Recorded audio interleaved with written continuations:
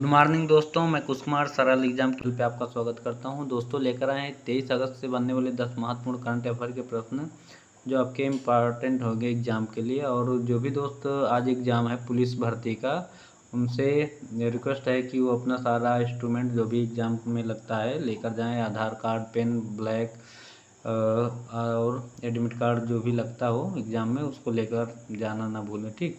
नहीं तो आपकी एक गलती से शायद आपको एग्ज़ाम से वंचित रहना पड़ सकता है। तो जो भी दोस्त इस क्लास को देख रहे हैं ज़्यादा से ज़्यादा लोगों तक इसको शेयर कर दिया करें, और क्लास अच्छी लगे तो लाइक और सब्सक्राइब करना ना भूलें। प्रश्न हमारा आज का है करंट अफेयर का। प्रश्न पहला है, व्हाट्सएप ईमेल से समन भेजने वाला देश का पहला राज्य कौन बना? ऑप्शन है इसके मध्य प्रदेश, राजस्थान, उत्तराखंड या उड़ीसा। तो इसका जो सही जवाब होगा वो होगा उड़ीसा, मध्य प्रदेश, ठीक।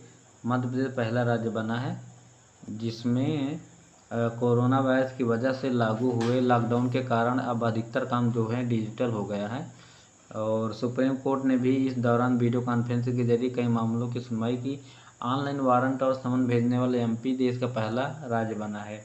और इसके तहत किसी भी फरियादी या गवाह को भेजा गया ऑनलाइन समन उसका तामील में मान लिया जाएगा, और इसका माध्यम ईमेल, व्हाट्सएप, टेक्स्ट मैसेज हो सकता है, ठीक। और आगे बात करें, मध्य प्रदेश की राजधानी क्या है? तो भोपाल है। सीएम यहाँ के मोहन यादव हैं वर्तमान में। अगला हमारा प्रश्न है, पेरिस पैरालंपिक 2024 के लिए भारतीय दल के सेफ डिमिशन के रूप में किसे नामित किया गया? ऑप्शन है इसके सतीश सक्सेना, धर्मेंद्र कुमार, सत्यप्रकाश सांगवान या अजय कुमार।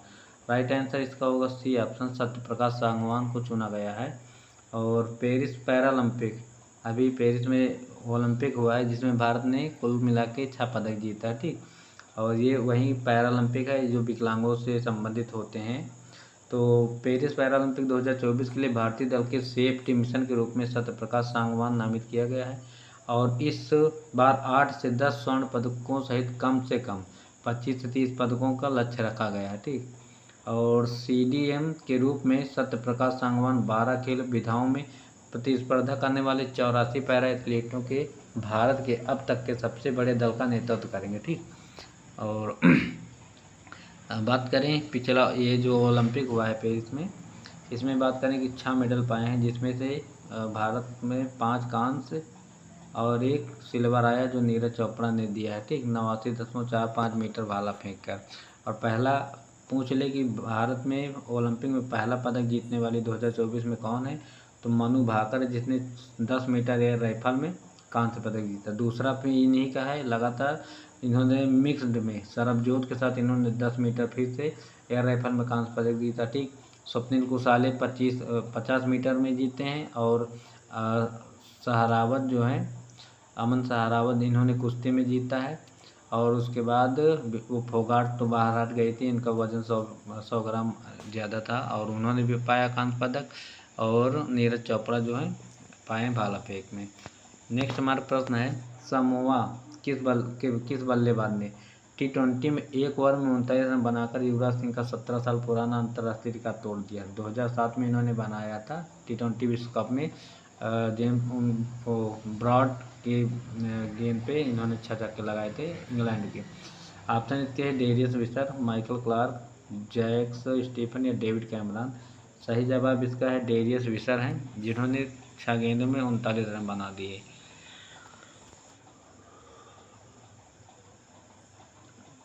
बात करें इसमें तो समूह के बल्लेबाज डेरियस विसर ने T20 में एक ओवर में 39 रन बनाकर युवराज सिंह का 17 साल पुराना अंतर्राष्ट्रीय रिकॉर्ड तोड़ दिया है।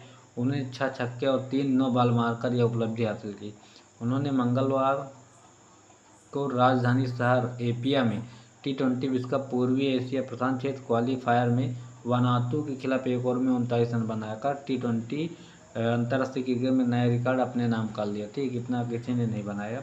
और भारत के युवराज सिंह ने 2007 में खेले गए पहले T20 विश्व कप में इंग्लैंड के तेज गेंदबाज स्टुअल ब्रॉड के एक ओवर में 6 छक्के लगाए थे, ठीक। 14 गेंदों में उन्होंने 12 गेंदों में उन्होंने शायद शतक पूरा किया था उस मैच में, 14 या 12 में वो अर्धशतक मारा था 50 रन।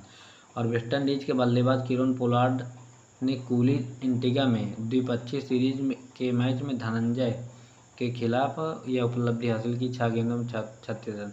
28 वर्षीय बल्लेबाज का यह केवल तीसरा T20 मैच था। उन्होंने 62 गेंद में 5 चौके और 14 चौकों की मदद से 132 रन बनाए थे। इसने दुगना रन रेट। और इसमें कई खिलाड़ी शामिल हैं। रोहित शर्मा भी 36 रन बना चुके हैं, किरण पोलार्ड हैं और हर्षल गिब्स हैं। तो कम से कम 6-7 खिलाड़ी ऐसे हैं जिन्होंने 6 गेंदों में 36 रन बनाए हैं। ठीक, अगला हमारा प्रश्न है, भारत का सबसे पहला और सबसे बड़ा तांबे का बापू टावर किस शहर में बनकर तैयार हुआ है? इंपॉर्टेंट प्रश्न है, याद रखना। तो इंदौर है, सूरत है, जयपुर या पटना है? तो पटना में ये बनकर तैयार हुआ, बिहार में। ठीक, तो राजधानी पटना में 129 करोड़ की लागत से बने बापू टावर का निर्माण लगभग पूरा हो गया है। भवन की इसका जो उद्घाटन हुआ था 2 फरवरी को हुआ था। ठीक, और भवन की बाहरी दीवार में 42,000 किलो तांबे की परत लगी है। राष्ट्रपिता महात्मा गांधी को समर्पित देश का पहला सबसे बड़ा बापू टावर राजधानी पटना में बनकर तैयार हो गया है। बापू टावर महात्मा गांधी को समर्पित है और यह पटना के गर्दनी बाग में स्थित है। पूछ लें कहाँ है, तो गर्दनी बाग। टावर जो है 120 फुट ऊंचा और इसमें 6 मंजिलें हैं। टावर में गांधी के इतिहास और बिहार से संबंधित एक प्रदर्शनी भी शामिल है, जिसमें अहमदाबाद में तैयार की गई मूर्तियां और कलाकृतियां हैं। अभी मैंने कल न्यूज़ बताई थी, आज ही ऑस्ट्रेलिया में सबसे ऊंचा हनुमान मंदिर का निर्माण हुआ। हनुमान की मूर्ति 90 फुट। ठीक, ये भी इम्पॉर्टेंट है करंट में। और अगला हमारा प्रश्न है, HCL टेक्नोलॉजी ने अपना नया CFO किसे नियुक्त किया? अभिलाषा सिंह, शिव वालिया, सुमन कुमार या राजेंद्र कुमार? तो इसका राइट आंसर है शिव वालिया, बी ऑप्शन इसका सही होगा। तो HCL टेक ने शिव वालिया को अपना नया CFO नियुक्त किया है, जो 6 सितंबर से प्रभावी होगा। वह प्रतीक अग्रवाल का स्थान लेंगे, जिन्होंने कंपनी के बाहर अवसरों की तलाश के लिए पद छोड़ दिया है। अग्रवाल जो 1 अक्टूबर 2018 कंपनी के बोर्ड के कार्यरत थे, ने HCL टेक के बाहर अवसरों की तलाश के लिए पद छोड़ने का फैसला इन्होंने किया। HCL की स्थापना की बात करें तो 12 नवंबर 1991 में मुख्यालय इसका नोएडा है और CEO इससे C विजय कुमार हैं। और अगला हमारा प्रश्न है, सिनसिनाटी ओपन 2024 को महिला एकल के खिताब किसने जीता? Yamaguchi, Aryana Sabalenka, Martina Hingis या नावरातिलोवा? तो इसका राइट आंसर है बी ऑप्शन, आर्या साबालेंका ने यह खिताब जीता है। और आर्यन साबालेंका ने सिनसिनाटी ओपन के फाइनल में जेसिका पेगुल को हराकर जनवरी के ऑस्ट्रेलियन ओपन के बाद अपना पहला खिताब हासिल किया है। और बेलारूसी खिलाड़ी ने अपना प्रभावी प्रदर्शन करते हुए केवल 76 मिनट में 6-3 और 7-5 से जीत हासिल कर ली। और उनके कैरियर का 15वां खिताब है और WTA 1000 स्तर पर उनका 6ठा खिताब है।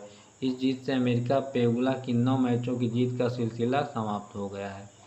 नेक्स्ट हमारा प्रश्न है, अंडर 70 विश्व कुश्ती चैंपियनशिप में किस रेसलर ने कांस्य पदक जीता है? विजेंद्र सिंह, सुजीत छिल्लर, जितेंद्र सिंह या रौनक दहिया? राइट आंसर इसका डी होगा, रौनक दहिया ने यह जीता है। तो रौनक दहिया ने ग्रीको रोमन 110 किलोग्राम कैटेगरी में ब्रांज मेडल जीता है। जॉर्डन के अम्मान में चल रही अंडर 70 विश्व कुश्ती चैंपियनशिप 2024 में मंगलवार 20 अगस्त को भारत को पहला मेडल जीता। ठीक, और ब्रांज मेडल मुकाबले में रौनक ने तुर्की के इमरुल्लाह कैपकन को 6-1 से हराया। इससे पहले रौनक सेमीफाइनल मुकाबले में हंगरी के जोल्टन जाको से 0-2 से हार गए थे।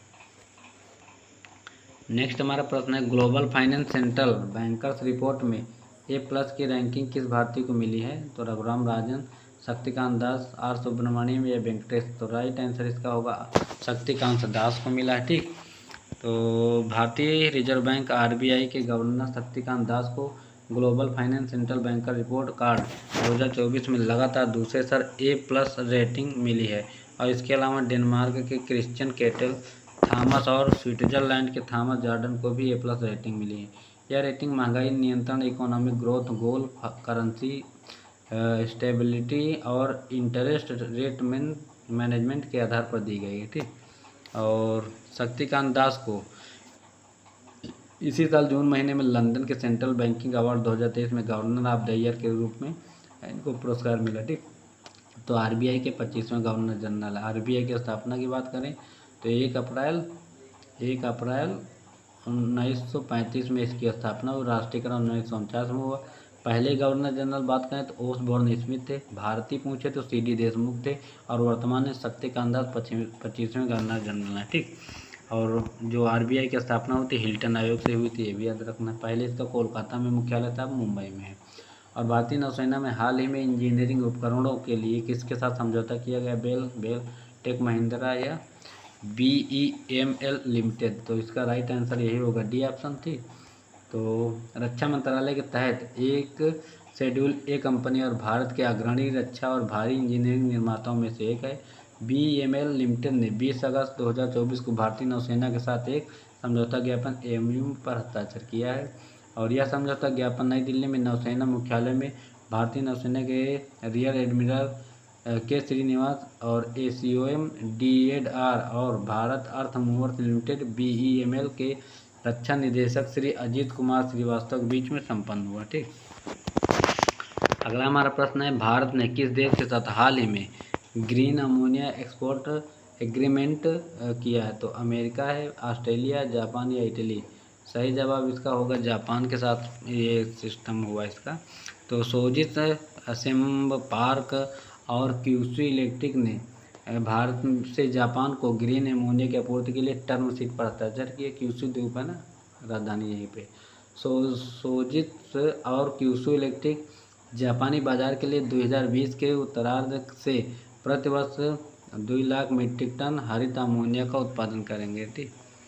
और तो ये थे आज के हमारे 10 करंट अफेयर के महत्वपूर्ण प्रश्न जो आपके एग्ज़ाम के थ्रू इम्पॉर्टेंट थे। और ये पर डे की न्यूज़ होती है, मैं पुराने करंट अफेयर के क्वेश्चन नहीं डालता, रोज़ की न्यूज़ ही होती है मेरी करंट।